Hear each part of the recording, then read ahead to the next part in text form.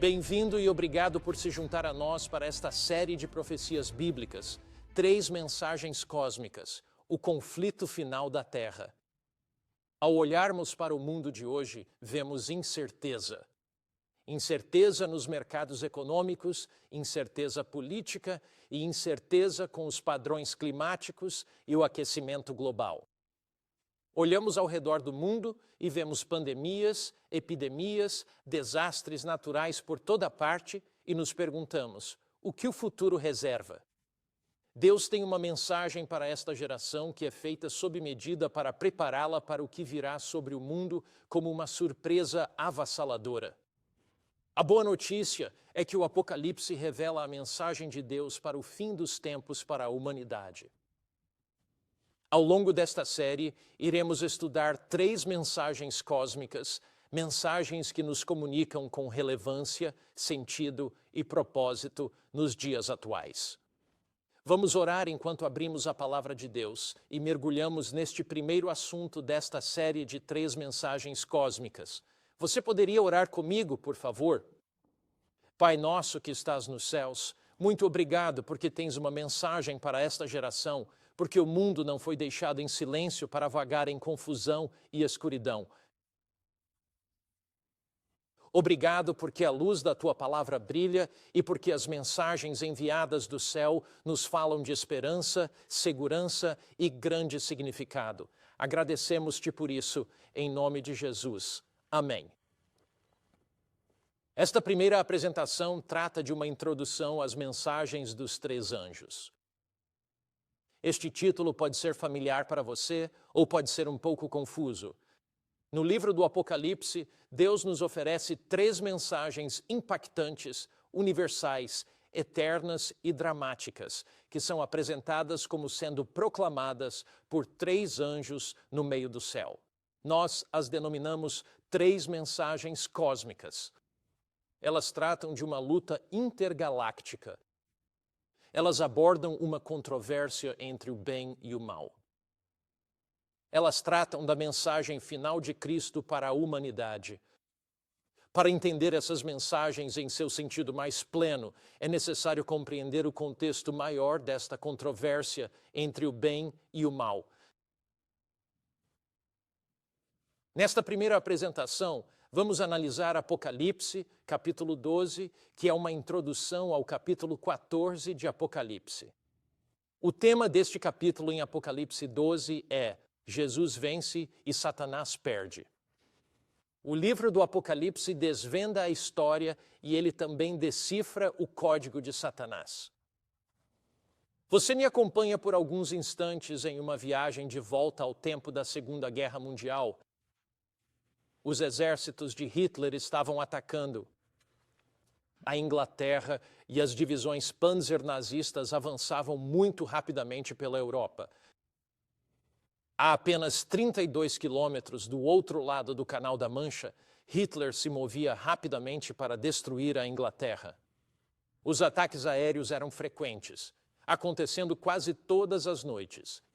Winston Churchill planejava como neutralizar os ataques de Hitler em suas salas de guerra de Churchill. Você ainda pode visitar essas salas subterrâneas em Londres hoje. Eu as visitei em várias ocasiões. E lá, naquelas salas de guerra subterrâneas, a estratégia de guerra era planejada. Mas não muito distante dali, Rio Tâmisa acima, em Bletchley Park, havia um grupo de pessoas, os criptoanalistas. O desejo deles era decifrar o código Enigma alemão. Simon Singh escreveu O Livro do Código, a história secreta dos códigos e da criptoanálise. Nesse livro, ele relata a história dos criptoanalistas de Bletchley Park. Hitler possuía 159 milhões de códigos Enigma que precisavam ser decifrados e esses criptoanalistas estudavam os códigos. E havia um criptoanalista brilhante chamado Alan Turing. Ele era um gênio da matemática.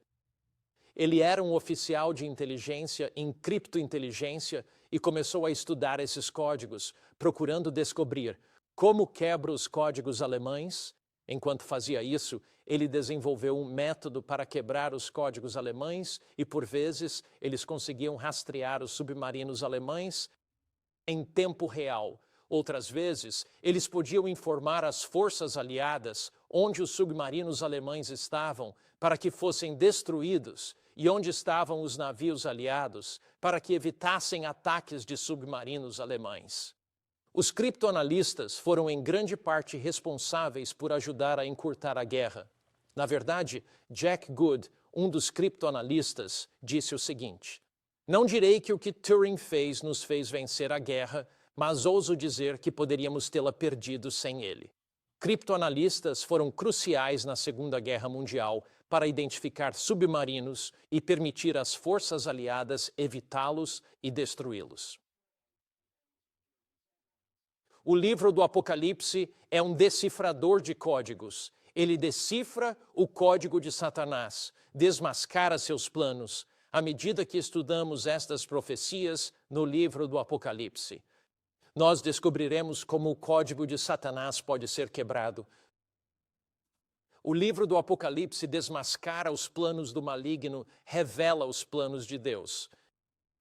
Apocalipse 12 descreve este grande conflito, a controvérsia cósmica e a luta intergaláctica entre o bem e o mal. Apocalipse 12, Jesus vence, Satanás perde. Há 4 grandes episódios no Apocalipse 12. Vamos analisar cada um desses episódios e eles nos prepararão para entender as 3 mensagens cósmicas em Apocalipse, capítulo 14. No episódio número 1, há uma batalha pelo trono. Venha comigo. Viaje comigo de volta através dos milênios do tempo. Viaje comigo à sala do trono do universo. Viaje comigo ao epicentro deste conflito onde tudo começou. Apocalipse 12, 7 a 9 diz: houve guerra no céu. Estranho, né? A guerra eclode onde? No céu. Miguel e seus anjos lutaram contra o dragão, e este, com seus anjos, também combateu, porém não foram capazes de vencer. O texto bíblico prossegue: e não se encontrou mais lugar para eles no céu. Então o grande dragão foi expulso, a antiga serpente, diabo e Satanás, que engana o mundo todo. Satanás é um enganador. E foi precipitado na terra, e os seus anjos foram lançados com ele. Cada anjo precisou fazer uma decisão. A Bíblia diz: o dragão e seus anjos pelejaram, e Miguel e seus anjos pelejaram. Então houve um conflito intergaláctico, uma batalha ao estilo de Guerra nas Estrelas, entre as forças do bem e as forças do mal, entre as forças do céu e o que logo se tornou as forças do maligno. O ponto crucial tinha de ser a lealdade. A questão era: quem é digno de governar? Esta é uma controvérsia de Guerra nas Estrelas que vai muito além do que podemos imaginar. Cada anjo teve que fazer uma escolha. Naquele primeiro conflito, não houve absolutamente nenhuma neutralidade em absoluto. Há um tempo li uma história que ilustra a neutralidade em conflitos e crises. Havia um jovem estudante universitário, e este jovem estava olhando os classificados no jornal e pesquisando em seu iPad para tentar encontrar um emprego para o verão. Ele ia para uma faculdade cristã que era bem cara, então precisava cobrir os custos. Então ele pesquisou: onde trabalhar no verão? Achou um anúncio no iPad que indicava, como ele pesquisou no Google, que havia um pagamento bastante bom se ele fosse para o Canadá e cortasse madeira, passasse o verão nas florestas e cortasse a madeira lá. Ao olhar os anúncios, ele observou o salário por hora e percebeu o valor que poderia faturar durante o verão. Ele ficou realmente entusiasmado com a ideia, então decidiu se inscrever e seguir para o Canadá para cortar madeira. Seus amigos começaram a aconselhá-lo e disseram: olha, se você for para lá, aqueles homens rudes, durões, que xingam, bebem e falam palavrões, vão acabar com você.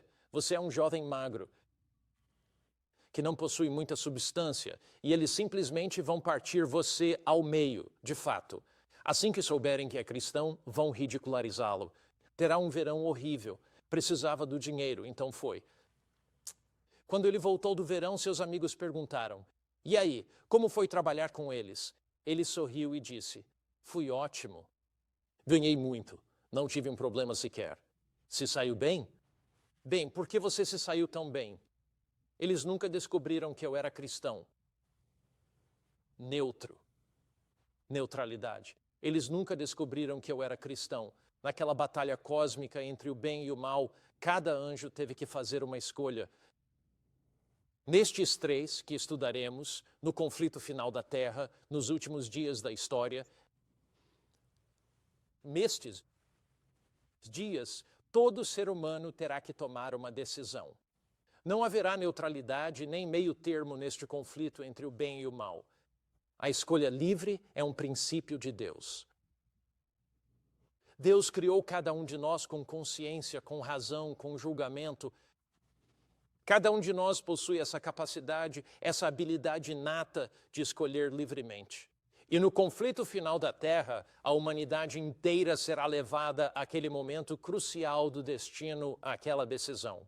Apocalipse 22. Quem é injusto, seja injusto ainda. Quem é santo, seja santificado. Quem é justo, faça justiça ainda. Quem é injusto, seja injusto ainda. Todo ser humano terá que tomar essa decisão. Isso já te cativou? Talvez você esteja um pouco neutro, talvez em cima do muro, não se comprometeu totalmente com Cristo, não dedicou sua vida a Ele. Mas ainda assim existe esse desejo em seu coração de se dedicar a Cristo. Este é o momento de tomar essa decisão. Estamos vivendo um tempo de crise na história da Terra. Estamos nos momentos finais da história da Terra e a liberdade de escolha. Deus nunca te forçará, mas a liberdade de escolha é um princípio fundamental do governo de Deus. Uma escritora do século XIX, com discernimento espiritual, escreveu em um manuscrito de 1899 o seguinte: Cristo mostra que não pode haver neutralidade em seu serviço. Não existe o quê? Neutralidade. A alma não deve se satisfazer com nada menos que a consagração total. Consagração do pensamento, voz, espírito e cada órgão do corpo. Cristo nos apela para que sejamos totalmente comprometidos com Ele.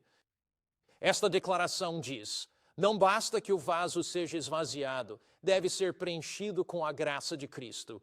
Jesus anseia preenchê-lo com sua graça e poder. Ele anseia por preenchê-lo com seu Santo Espírito.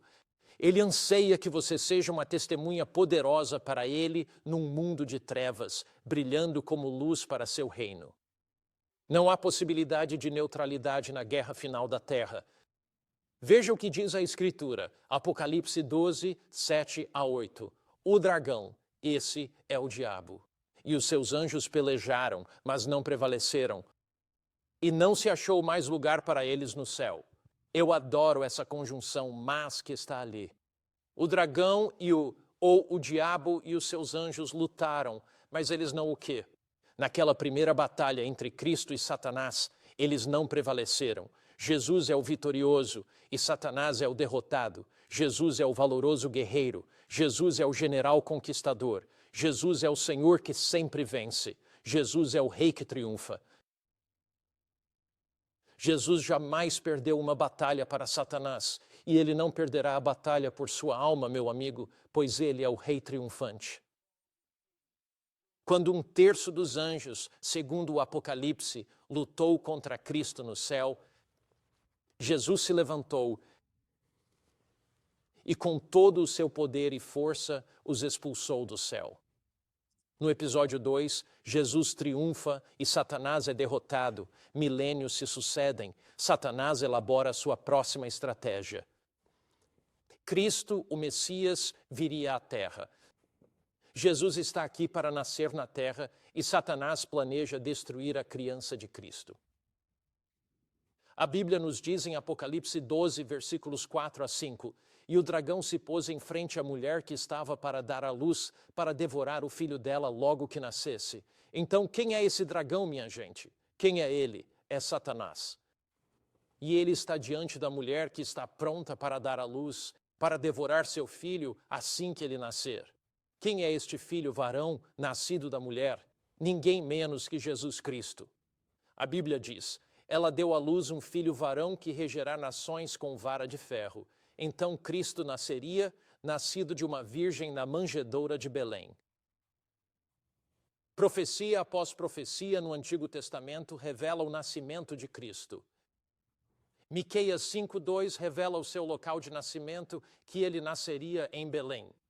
Isaías 7:14 revela que ele nasceria de uma virgem. E o livro de Números revela que uma estrela guiaria os magos a este Cristo e ao seu local de nascimento. Seu nascimento foi previsto com antecedência. Isaías 61 prediz a vida e o ministério de Cristo. O Salmo 22 fala sobre a morte de Cristo e que ele seria crucificado e não apedrejado. A Bíblia, em Zacarias, diz que ele seria traído por 30 moedas de prata por um amigo, não um inimigo. Então Cristo, este menino nascido da Virgem, era o Cristo vivo, o Cristo divino. Jesus foi mais que um bom homem, filósofo ou mestre. Ele era o divino Filho de Deus. Ela deu à luz um filho que regeria as nações com vara de ferro. Ora, esta é uma expressão muito interessante, esta expressão, a vara de ferro. Na Bíblia, uma vara é um símbolo de domínio ou governo. Você se lembrará de que Moisés ergueu o cajado e o Mar Vermelho se abriu. Israel atravessou provavelmente 32 quilômetros de largura e mais de 40 metros de profundidade. Um milagre que Deus realizou enquanto eles passavam. Na Bíblia, a vara é símbolo de domínio. Lembra que Moisés jogou sua vara no chão e as serpentes egípcias foram devoradas pela vara que se tornou serpente para Moisés? É sempre um símbolo de poder. E quanto ao ferro, a vara de ferro. Uma vara de ferro é um símbolo de domínio inquebrável, todo-poderoso e invencível. Assim, quando Cristo nasce da Virgem, ainda que Satanás procure destruí-lo e Satanás tente tomar-lhe a vida, e em cada fase da vida de Jesus, Satanás tenha buscado aniquilá-lo, seja em seu nascimento, ao longo de sua existência ou no deserto da tentação, na cruz do Calvário. Mas Jesus, ele governaria com uma vara de ferro. Jesus é aquele que é inquebrável. Jesus é aquele que é todo-poderoso. Jesus é o invencível. Este Cristo que veio e habitou em carne humana, este Cristo que morreu na cruz do Calvário, este Cristo que ressuscitou dentre os mortos, este Cristo é o seu Cristo. Ele é o meu Cristo. Ele é o Jesus do livro do Apocalipse. Jesus enfrentou cada tentação que nós enfrentamos e saiu como vencedor. O tema do Apocalipse é que Jesus vence e Satanás perde. Satanás falhou em destruí-lo ainda criança, em derrotá-lo durante sua vida e em aniquilá-lo em sua morte. E porque Cristo triunfou, nós também podemos triunfar. Nas crises que estão vindo sobre este mundo, que irromperão como uma surpresa avassaladora, estamos seguros em Cristo. Nossa vida está ancorada em Cristo. A nossa vida está, com toda a certeza, sem qualquer possibilidade de nos perdermos eternamente quando estamos em Cristo. Em Cristo, ataques de Satanás não podem nos destruir. Cristo, onipotente e ressurreto, venceu Satanás. No episódio 1, Satanás é expulso, Jesus vence, Satanás perde. No episódio 2, Satanás tenta destruir Jesus quando criança, mas novamente Jesus vence, Satanás perde. Apocalipse 12:10. Ouvi uma grande voz no céu. Chegaram a salvação, a força, o reino do nosso Deus e o poder de seu Cristo. O que vem com o nascimento de Jesus? Note estas 4 coisas. A salvação chega por meio de Cristo, a força é encontrada em Cristo, o reino de Deus se manifesta em Cristo e o poder vem por intermédio de Cristo. Assim, quando Jesus nasce, você e eu alcançamos a salvação. Você e eu possuímos a força. Você e eu temos. O reino de Deus se manifesta em Cristo. Vivemos na glória desse reino de graça. e o poder de Cristo já veio até nós. O Cristo que morre nos declara justos por seu sangue e o Cristo vivo nos justifica por sua intercessão. Quando Cristo morre por nós, a salvação é nossa como um presente. A graça, perdão e misericórdia são nossos quando Cristo morre. Jesus não é só o Cordeiro, mas o sacerdote vivo. E este Cristo que está vivo, este Jesus que está vivo, nos dá força, graça e poder. Note o que a Bíblia diz em Apocalipse 12, 11, sobre nossa vitória em Cristo. Eles o venceram pelo sangue do Cordeiro e pela palavra do seu testemunho. Agora, há 3 pontos que queremos analisar nesta passagem. Primeiro, eles o venceram. O que significa vencê-lo? A segunda coisa que veremos é pelo sangue do Cordeiro. Na prática, o que isso significa? E a terceira coisa é a palavra do seu testemunho. O livro dos testemunhos foi escrito. Isto é um livro. Testemunhos é um livro que foi escrito por Ellen White para a igreja. Testemunhos de graça e testemunhos de encorajamento. Ela escreveu a um jovem que havia se casado com uma mulher gravemente doente. E foi a esse jovem que ela dirigiu sua carta em um momento de grande dificuldade para ele. Disse-lhe: "Você se tornou extremamente deprimido." E foi exatamente isso que ela escreveu. Sua vida agora é miserável, cheia de maus presságios. Quadros sombrios surgem diante de você. A escuridão da incredulidade te envolveu, mas ninguém pode te ajudar tanto quanto você mesmo. Se você quer fé, fale com fé, esperança e alegria. Lembre-se do que diz Apocalipse 12, 11. Eles o venceram pelo sangue do Cordeiro e por mais o quê? Pela palavra do seu testemunho. Então, aqui, Ellen White, com grande discernimento espiritual, aconselha este jovem e esta jovem. Ela diz: se queres fé, o que fazes? Falas com fé. Se queres fé, o que fazes? Você fala com esperança, você fala alegremente. Em outras palavras, sabendo que Cristo triunfou sobre os poderes do inferno, sabendo que Jesus venceu os principados e potestades das trevas, vivemos na vitória de Cristo. Nós vivemos nessa vitória, pois Ele a tem sustentado para o nosso bem. Então não importa como nos sentimos, desanimados ou decepcionados, fracos, mas não clamamos em nossa fraqueza. Nós clamamos com fé, aprendendo pela fé a realidade viva de Cristo. Vivendo na crise da história da Terra, vivendo nos momentos finais da história da Terra, a escuridão nos envolverá, a situação mundial se tornará drástica, haverá um colapso econômico, haverá pandemias que devastarão o nosso mundo, teremos desastres políticos, haverá guerra, fome e pragas. Se olharmos para isso, ficaremos sobrecarregados e deprimidos. Mas olhando além do que é para o que será, olhando além do que é para aquele que é, então não olhamos para o que é, olhamos para aquele que é. Em Jesus Cristo, o divino Filho de Deus, reside todo o poder. Ele verdadeiramente superou o maligno. Nossa fé se fortalece à medida que aceitamos a vitória de Cristo como nossa própria. Nossa fé se fortalecerá ao aceitarmos a vitória de Jesus Cristo em sua vida, em sua morte e em sua ressurreição, que foi por nós. Dessa forma, vivemos nessa conquista. Apocalipse 12:10 diz: "Então ouvi uma grande voz no céu." Nós o lemos, estamos analisando-o. Chegou a salvação, a força, o reino do nosso Deus e o poder do seu Cristo. A salvação, força e reino do Cristo já chegou. Pois o acusador de nossos irmãos, Satanás, que os acusava dia e noite diante de nosso Deus, foi expulso. Satanás, derrotado, foi expulso do céu. Satanás foi derrotado no céu, foi derrotado na cruz, mas ainda há esta batalha que se trava na terra. Há uma batalha pela mente, outra pelo coração e mais uma pela alma. Ela ainda se trava aqui. Lembrem-se do texto.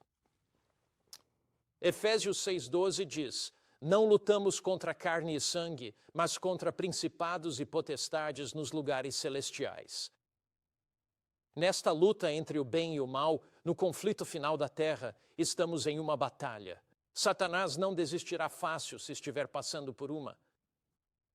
Luta agora. Se você está enfrentando uma crise em sua vida neste exato momento, se está travando uma batalha agora, se as forças do inferno parecem estar oprimindo você neste instante, estamos no meio de um conflito cósmico. Mas o mesmo Jesus que expulsou Satanás do céu, o mesmo Jesus que derrotou Satanás em sua vida, morte e ressurreição, esse Cristo todo-poderoso, ao você estender a mão para apreender pela fé, ao abrir seu coração para o seu amor e ser lavado por seu amor e graça, Jesus o sustentará. Jesus o libertará. Jesus possibilitará que os grilhões que te prendem sejam rompidos. A Bíblia diz: eles o venceram pelo sangue do Cordeiro e pela palavra do seu testemunho. Não amaram a vida até a morte, a palavra do seu testemunho. Nós declaramos a vitória em Cristo, quer sintamos essa vitória ou não.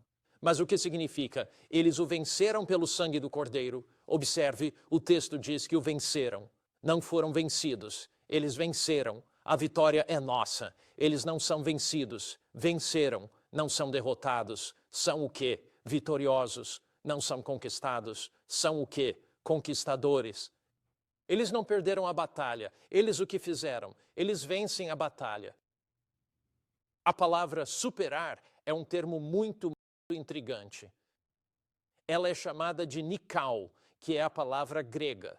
Vocês sabem, o Antigo Testamento foi escrito em hebraico e o Novo Testamento foi escrito em grego. E a palavra nikao significa conquistar, prevalecer, triunfar, obter a vitória. Portanto, a palavra vencer na língua grega é uma palavra muito forte. Não é uma palavra fraca. Tem a ver com conquista, tem a ver com vitória. É uma palavra muito poderosa que indica que a vitória está garantida para quem está em Cristo, para quem tem a fé em Cristo, para quem possui a graça e o poder de Cristo atuantes em sua vida. Agora, em todo o livro do Apocalipse, esta expressão, o Cordeiro de Deus, é usada com frequência. A Bíblia diz: venceram pelo sangue do Cordeiro, pela palavra do testemunho e não amaram a vida até a morte. Cordeiro de Deus é usado no Apocalipse. De fato, esta é empregada 28 vezes no livro do Apocalipse. Os números no livro do Apocalipse são bem interessantes e servem como palavras código para nós.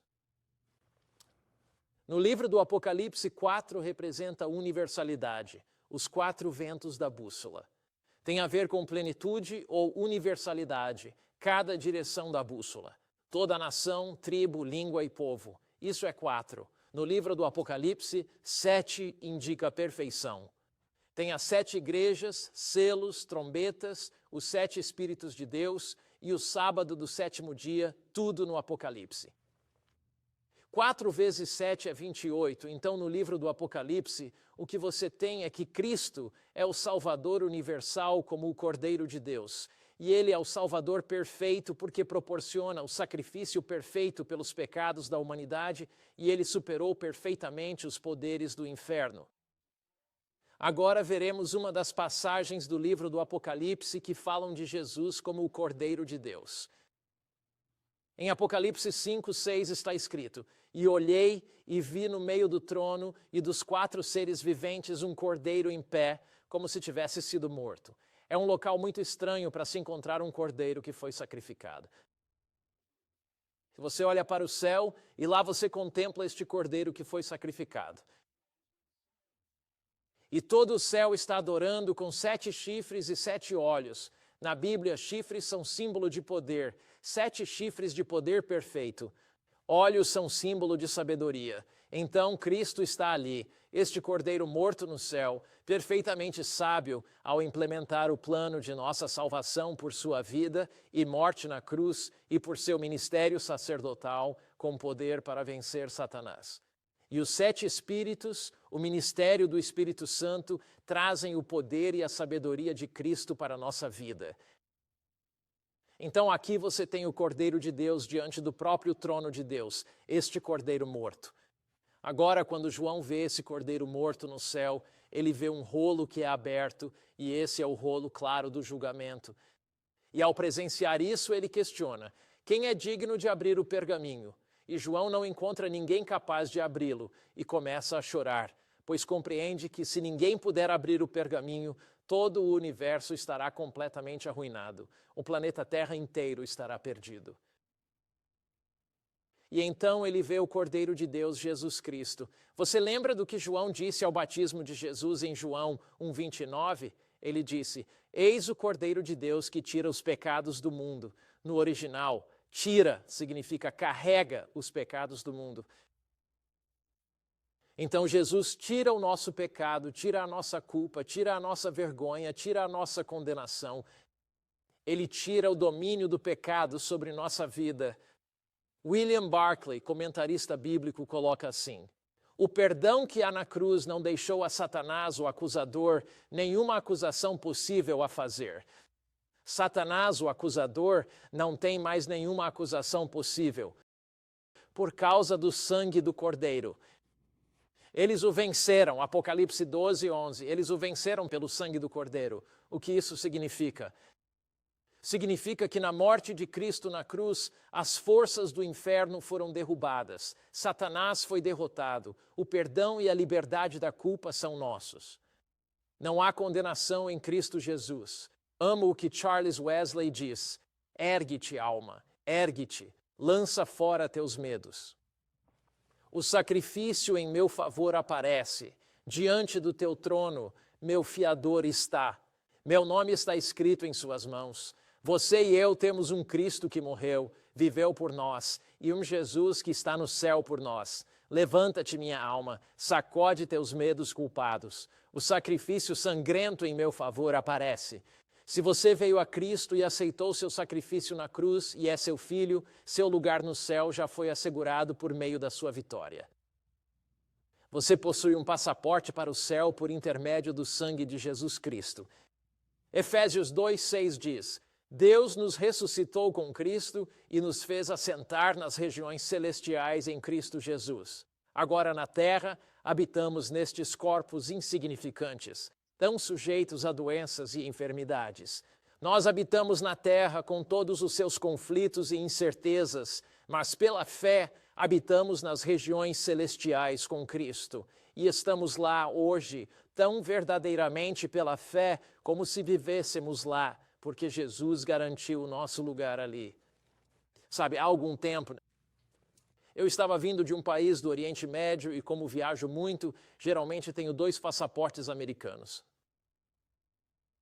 Um dos meus passaportes havia vencido. Eu havia esquecido que tinha um carimbo de Israel em um deles, e era esse que eu usava. Eu estava saindo daquele país do Oriente Médio que não tem relação diplomática com Israel. Se você tem passaporte israelense e sai de lá, é problemático e eles vão te deter, eles vão te segurar. Então eu saía do país e cheguei ao controle de passaportes. O segurança pegou meu passaporte, começou a folheá-lo e disse: carimbo de Israel. Eu não disse nada. Selo de Israel. Ele não parecia nada amigável, nem um pouco amigável. E eu disse, sim, é um carimbo de Israel. Ele disse, espere. Voltou, falou com seguranças, retornou. De novo, carimbo de Israel. Sim, eu viajo internacionalmente e para vários países do Oriente Médio. Comecei a listar todos os países que visito. Turquia, Jordânia, Egito e por aí vai. Ele disse, carimbo de Israel. Eu disse, sim. Ele foi à polícia e meu coração acelerou. Ele voltou e pensei, vou à polícia. Ele me devolveu o passaporte e disse, pode ir agora. Não precisou dizer 2 vezes, saí correndo, sabe? Então, mas, eu tinha o carimbo errado no passaporte. Foi bem diferente dessa vez. Ao retornar aos Estados Unidos, entreguei meu passaporte americano ao oficial de segurança responsável pelo controle de passaportes. Ele pegou meu passaporte e sorriu. Bem-vindo ao lar. Qual a diferença? Eu era um cidadão do Zeuá. Eu tinha passaporte para entrar. Por Jesus Cristo e seu sangue, você tem um passaporte para a eternidade. E Jesus te diz, bem-vindo, meu filho. Você pertence aqui em Cristo e através de Cristo e por causa de Cristo. Você pertence aqui. Nós não somos mais estrangeiros ou forasteiros, mas somos cidadãos do reino através de Cristo. A acusação de Satanás contra Deus era que ele era um ditador, um tirano que não cuidava de suas criaturas. Mas na cruz, na vida, morte e ressurreição de Cristo, as acusações de Satanás foram respondidas. Nós temos um Salvador que nos proporcionou uma porta completamente aberta para a entrada no céu. Na cruz, o amor triunfa sobre o ódio, a justiça triunfa sobre a injustiça, o bem triunfa sobre o mal. Napoleão disse uma vez a seus soldados: Alexandre, César, Carlos Magno e eu fundamos grandes impérios. Mas de que dependia nossa genialidade? Na força. Mas Jesus, ele sozinho, estabeleceu seu império sobre o amor. E até os dias de hoje, milhões morreriam por ele. Existe um reino que não é deste mundo, fundado na graça de Cristo e no amor de Cristo. E o livro do Apocalipse convida você a entrar nesse reino para experimentar essa graça, para experimentar esse amor. E Jesus diz a você e a mim hoje, Mateus 28, 20, Eis que estou convosco todos os dias até o fim do mundo. Cristo caminha conosco através das trevas deste mundo e no conflito cósmico, no conflito final da Terra, 3 mensagens cósmicas falam aos nossos corações. É-nos dito que Cristo está conosco. Cristo se revela em seu amor, graça, bondade e misericórdia. No primeiro episódio há uma batalha nos céus. Satanás é expulso do céu. Ele não prevalece. No segundo episódio, Satanás concentra sua atenção em Cristo aqui na terra e busca destruir Jesus. Jesus vence e Satanás perde. Cristo morre, ressuscita e vive no céu. Episódio 3, Satanás ataca o povo de Deus na Idade Média. Séculos se sucedem e lá na Idade Média encontramos este longo período conhecido como o período das trevas. Apocalipse 12, 6 diz: Então a mulher, quem é a mulher? Na profecia bíblica é a igreja. Ela fugiu para o deserto, onde lhe foi preparado por Deus um lugar para que ali fosse alimentada durante 1260 dias. Agora, o que eu quero que você observe aqui é o seguinte: que para cada ataque que Satanás lança, há um lugar divinamente preparado por Deus. Toda vez que Satanás ataca você, toda vez que Satanás tenta destruir sua vida, Deus preparou um lugar de refúgio para você. Deus preparou um lugar de segurança para você. Jesus já derrotou Satanás. Apocalipse 12 e todo o livro, Jesus vence, Satanás perde. Voltemos ao texto. A mulher, a igreja, foge para o deserto, onde Deus prepara seu sustento por 1260 dias. Em Apocalipse 12, 13 diz: Quando o dragão foi lançado à terra, perseguiu a mulher. Quem é a mulher? A igreja que gerou o filho varão. Quem é o filho varão? Jesus. Assim Satanás tentou destruir Cristo no céu, foi expulso. Tentou destruir Cristo ao nascer, mas não conseguiu. A mulher recebeu 2 asas de águia para voar ao deserto, onde é nutrida por um tempo, tempos e metade de um tempo longe da serpente. O 6º versículo e este falam do mesmo período, 1260 anos. Note o que acontece com a igreja no deserto, ela é nutrida. Cada vez que o diabo tenta te atacar, cada vez que ele tenta te destruir, toda vez que você atravessa seu deserto de escuridão, Deus tem um lugar preparado para você. Mas ele não só preparou um lugar seguro, mas te nutrirá lá. Você crescerá espiritualmente na escuridão, mesmo enfrentando o trauma de um divórcio. Você pode se sentir solitário, derrotado e desanimado. Pode ter perdido o emprego e estar enfrentando um desafio econômico em sua vida. Você pode estar passando por um momento difícil, com hábitos ruins e desencorajado. O Cristo do Apocalipse fala com você agora. Quem quer que você seja, onde quer que esteja, Jesus está te dizendo: No deserto da sua vida, na escuridão da sua vida, eu vou nutrir sua alma. Nunca perdi para Satanás e não vou perder a batalha na sua vida. E esses 1260 anos, a profecia bíblica usa linguagens codificadas, assim como os decifradores em Bletchley Park, com Alan Turing, que decifraram os códigos alemães Enigma. Deus usa linguagem codificada no livro do Apocalipse. Ele fala sobre bestas ou reinos que surgem do mar. Ele fala e nós as estudaremos nesta série. Por isso, não perca nenhuma dessas apresentações. Mas quando ele fala desses 1260 dias, ele usa linguagem codificada, um período profético. Agora, alguns estudiosos, até mesmo não cristãos, falam de um período das trevas. E nesses 1260 dias, há linguagem codificada. Seriam estes dias literais? O que a Bíblia diz? Números 14:3 diz: segundo o número de dias em que espiastes a terra, 40 dias, para cada dia levareis vossa iniquidade por 1 ano, ou seja, 40 anos. Lembram-se da história. Israel espiou a terra por 40 dias, e Deus predisse que eles vagariam pelo deserto por 40 anos. Na Bíblia, é o princípio dia-ano. Um dia profético equivale a 1 ano literal. Agora, nem toda vez que a Bíblia usa a palavra dia, isso significa ano. Um dia é um dia na Bíblia. Mas, ao ver o simbolismo profético de bestas em um capítulo simbólico, aplica-se o princípio dia-ano. Ezequiel 4:6, novamente. Eu te dei um dia por um ano. Então, em Apocalipse e Daniel, há impérios. Babilônia, Medo-Pérsia, Grécia e Roma. Vocês já estudaram. Há divisões romanas. Depois, o longo período da Idade das Trevas. A Idade das Trevas iniciou com a união Igreja-Estado romana. A Igreja romana havia expulsado as últimas tribos bárbaras e as havia derrotado especificamente os ostrogodos de Roma naquela época. A maioria dos estudiosos vê os 1260 dias proféticos começando em 538 d.C., levando a 1798. O que ocorreria nesse período? Na Idade Média, 2 Coríntios 4, versículos 8 a 9 diz: somos oprimidos, mas não destruídos, confusos, mas não em desespero, perseguidos, mas não abandonados. Somos abatidos, mas não destruídos. Durante aqueles 1260 anos, a Igreja e o Estado se uniram e o povo de Deus foi perseguido e oprimido. O poder grandioso da Igreja perseguiu aqueles que não concordavam.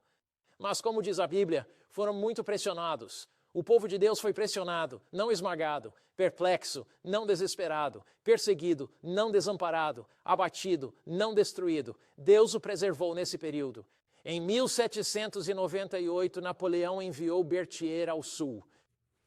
Em 20 de novembro de 1798, capturaram o Papa Pio VI, que morreu cativo. Durante todo esse longo período de perseguição, o que realmente aconteceu? O povo de Deus foi vitorioso. A luz da verdade não foi completamente extinta. 4 passagens em Apocalipse 12 que dão o tom das 3 mensagens. No episódio 1, Cristo vence, Satanás perde, anjos maus expulsos do céu não prevalecem. No episódio 2, Jesus vem, nasce um bebê em Belém.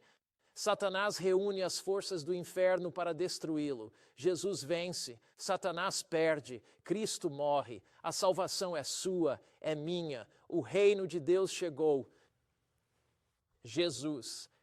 Ele vive como nosso sumo sacerdote. Jesus vence, Satanás perde. Episódio 3, longo período de trevas. Igreja e Estado se unem. Povo de Deus perseguido, a verdade não se apaga. O povo de Deus não é destruído por completo. Eles vencem neste período das trevas. Durante toda a Idade Média, Deus sempre esteve com seu povo. Ele nunca os abandonou. Mas note esta declaração em O Desejado de Todas as Nações, página 679. Cristo se alegrava por fazer mais por seus seguidores do que podiam pedir.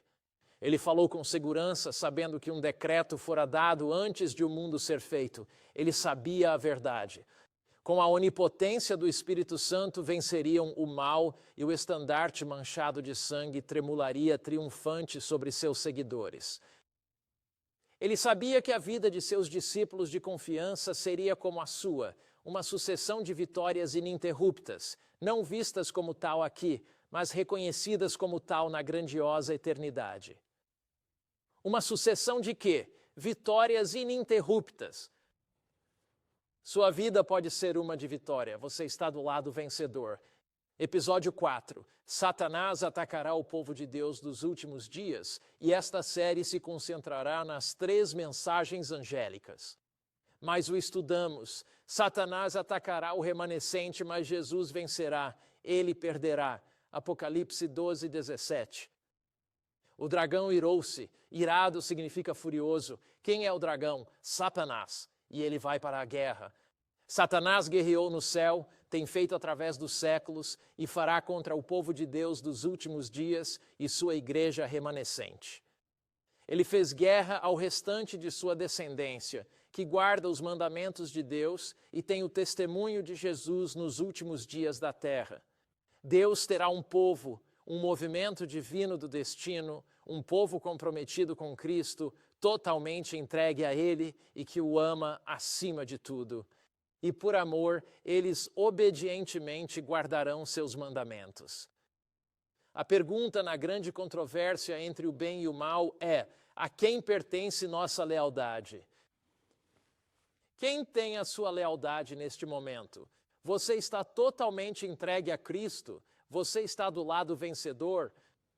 Jesus nunca perdeu uma batalha contra Satanás. Ele não perderá no conflito final. Você e eu podemos estar do lado vencedor. Embora haja opressão, perseguição e desafios, Cristo jamais nos deixará ou abandonará. Lembro-me da história de Dan Crawford. Os africanos o chamavam de Kangavantu, que significa ajuntador de pessoas. Ele foi um dos seguidores ou protegidos de Day Livingstone. Nasceu em 7 de dezembro de 1870, faleceu em 23 de junho de 1926. Dan Crawford foi uma poderosa testemunha de Cristo. Ele viajou para os confins da terra, entrou nas selvas e áreas primitivas da África e compartilhou Jesus. Uma vez, enquanto dormia, bocejou, bateu numa mesa e fez um corte terrível no braço. Em seu diário, escreveu: "Esta semana sofro de grave deficiência. Meu braço esquerdo está envenenado. Este veneno me apunhala forte, mas estamos nas mãos de Deus e tudo está bem. Angustiante poderia ter sido evitado, mas dormi profundamente em minha toca.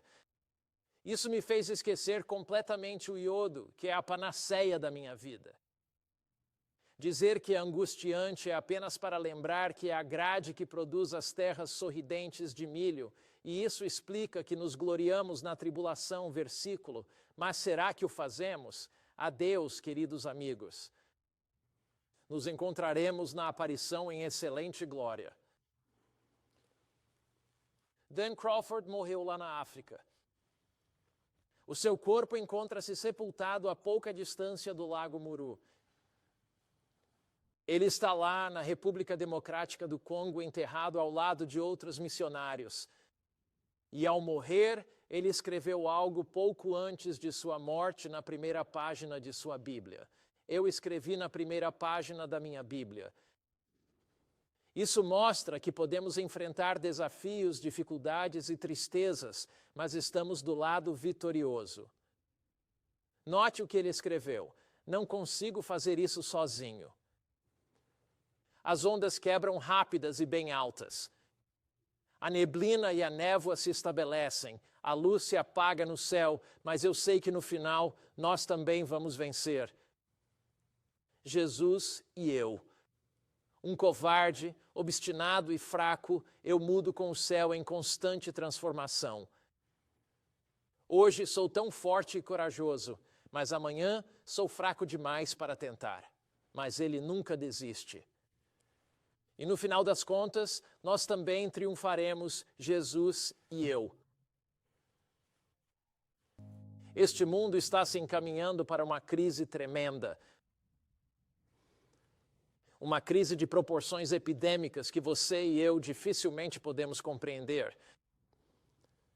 Tudo o que pode ser abalado será abalado.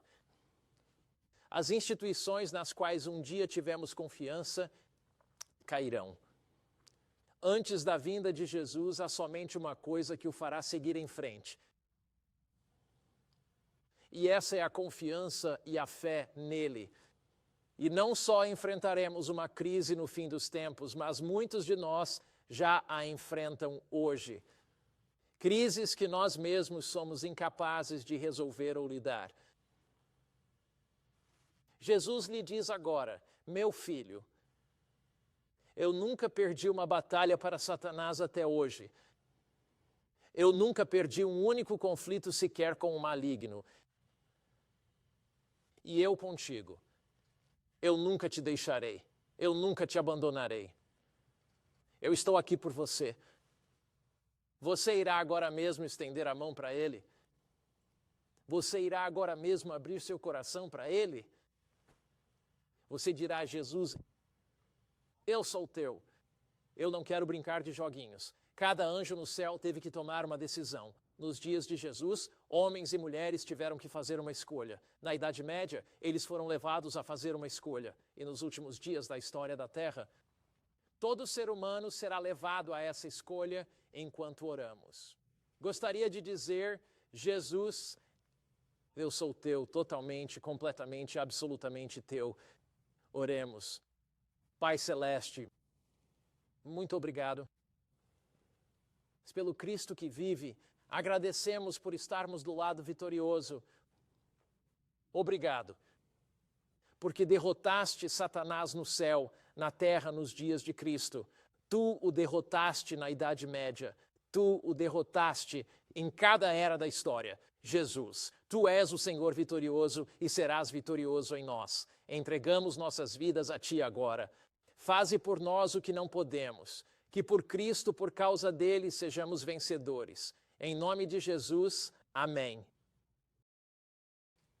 Deus te abençoe, meu amigo. Anseio te ver na próxima vez, enquanto exploramos mais profundamente essas mensagens, o conflito final da Terra e as 3 mensagens cósmicas. Não percas nenhuma dessas apresentações. Na próxima vez, entraremos no livro do Apocalipse, no seu capítulo 14, e lá daremos início à discussão do tema da colheita final da Terra.